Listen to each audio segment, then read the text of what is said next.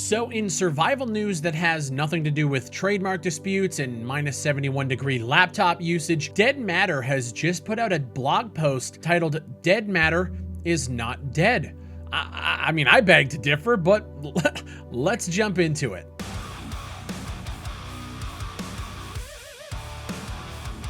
So the blog post begins, "We understand that there have been some concerns and rumors floating around regarding the recent events at QI Games and the status of Dead Matter. My name is Nick, and as the lead developer and representative of the team, I would like to take a moment to address these issues and provide clarity on our current situation. We are aware of various posts, videos, and leaks that have been circulating on social media, and while we understand the interest in the project, it is important to recognize that not all information being shared is accurate or fair." Now, for me, the last I had heard about Dead Matter was on January 3rd of this year. Mass layoffs at Quantum Integrity after their head of studio, Derek Cherskasky, left in November or December of 2022. What we saw were a handful of developers on LinkedIn expressing their disappointment with being laid off. Now, I know that layoffs happen all the time in the world, and especially in the gaming industry. It's pretty much a guarantee that at some point you will be switching positions, contracted for a time, and then moving on. There's so much turnover in this industry, but what was shocking is that it happened, right after Christmas, right after New Year's, and it's just kind of a terrible situation all around. But then we heard nothing. I assumed the project was running on a skeleton crew, if at all. Now, the blog post continues. "There were some pretty serious things being said about us. We needed to take some time this month to put together a serious response to address the concerns and the rumors that people have brought forward to us. Ultimately, when people bring serious claims up against us, we need to address it with a serious response." Now, I hadn't heard anything. The first part of this blog post explains that in regards to recent vote of no confidence that was made public through a social media comment posted by our former head of studio, I would like to provide clarification. A vote of no confidence was indeed called for by one of our C-level executives. In this instance, it was our chief financial officer.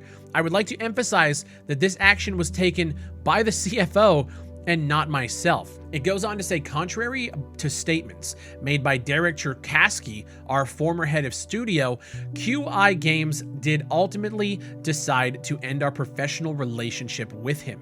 This decision was based on a number of factors. While I would prefer to go into much more depth on this topic, I would rather demonstrate professionalism, respect, and restraint.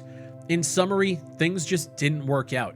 There were significant cultural differences as well as differences in leadership style. In retrospect, I don't believe that bringing our former head of studio was the correct move for the company, with who we are as a team and where we are with the project. So again, I never heard a peep about any of this, and I actually wasn't even sure what this was referencing until I watched Kira's video on his second channel, and this is where things got real fucking juicy. I had done some digging. I was looking through Derek's, LinkedIn and trying to find this social media reference, and I couldn't find anything. But Kira found some things that Derek had posted on Reddit, as well as his LinkedIn. And good old Derek, again, him and I have a little bit of a history. I find it funny that he thought that he could scrub all of his posts away. This is a post from Derek's LinkedIn that reads, "Firstly, I've decided to exit Quantum Integrity Software. I have zero confidence in the leadership of the company, and I did not see a promising future for the company, nor the project on the horizon." So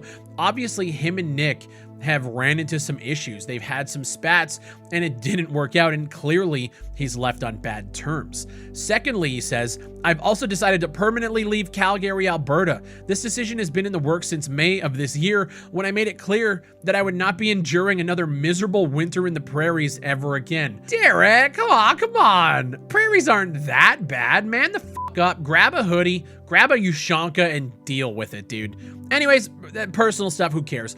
Derek also made a post on Reddit in the project management subreddit, which reads, "The TLDR is that a senior member of the company was recently confronted about their failure to perform. They got very defensive, became moderately unhinged, and threatened to walk. At the end of the meeting, this same individual asked for a vote of no confidence. They waited a day and the vote was unanimous. 4-0 vote of no confidence. And according to what Nick said in his blog post, that was initiated by their chief financial officer. So what we have is Derek not doing much to help the studio propel forward. He leaves. Our chief financial officer proceeds to put a vote of no confidence on himself, gets a 4-0 vote. And then we have Nick, who this entire time has been running this entire studio and project into the ground. But what's funny is after the vote passed, the person who called the vote no longer wanted to leave and was just looking for a path forward. What in the flying is happening at QI? What are you guys doing? Going back to the blog post, with regards to the developers that we let go earlier this month, it's because it was pretty clear that there were a lot of internal issues that had gone unnoticed by the enterprise leadership team. These issues were cultural, which led to the productivity issues, which naturally evolved into financial issues. I decided that to protect the interests of our backers and the general interest of this game getting shipped into early access, that swift and decisive action was needed. So now we have a bunch of developers who were apparently causing internal issues. Maybe their work wasn't up to snuff. Regardless, we don't know. This blog post so far is Nick telling you that he hired a head of studio that was once touted as the guy who was going to get this ship steered correctly and get it to early access. Now, with that said, he was supposed to steer the ship and he basically steered it nowhere. That guy has since been fired or has left or like whatever. He's been ousted from the company, a terrible hire. And then right after that, Nick's telling you that a lot of the employees that were let go had issues, cultural, productivity, which led to financial. Again, terrible hires by Nick. He then says in this paragraph, simply put, I needed to ensure that all of our staff need to be people that can get hands on the project, get an editor, get under the hood. Anything beyond that is something we're no longer in position to afford. And then 2 paragraphs down, over the past 4 weeks, I have successfully onboarded 14 developers, 13 of whom were former members of our team, including 2 founding members of the company. So brings in Derek to rework the studio. They take a month off of development to evaluate the studio. Derek leaves on bad terms. Employees that were there get laid off. Then Nick, in his infinite wisdom, brings back 13 developers from the original team. That same team that delivered us the alpha that we received a few years ago. Now, with all of that said, we're currently, 5-6 years into quantum integrity games consistently dropping the ball, blowing through millions of dollars, not only crowdfunded money, but capital investment from Tencent, who, as far as we know now, aren't giving quantum integrity another dollar because they are unhappy with the performance of this team and of this game and where the project currently is. This project in this game at this point in time is an absolute failure, directly due to management, directly due to Nick. This guy has mismanaged multiple millions of dollars and has absolutely nothing to show for it. I'm not going to show it here, but the recent alpha build of the game had a bunch of footage leaked,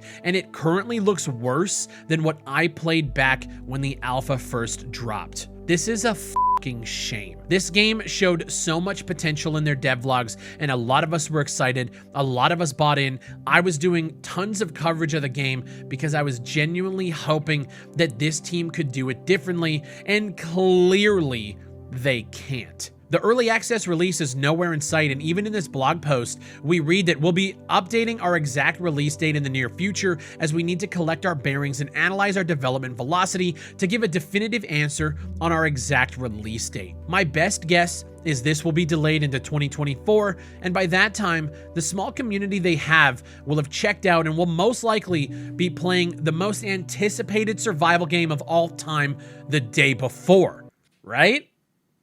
Right, guys?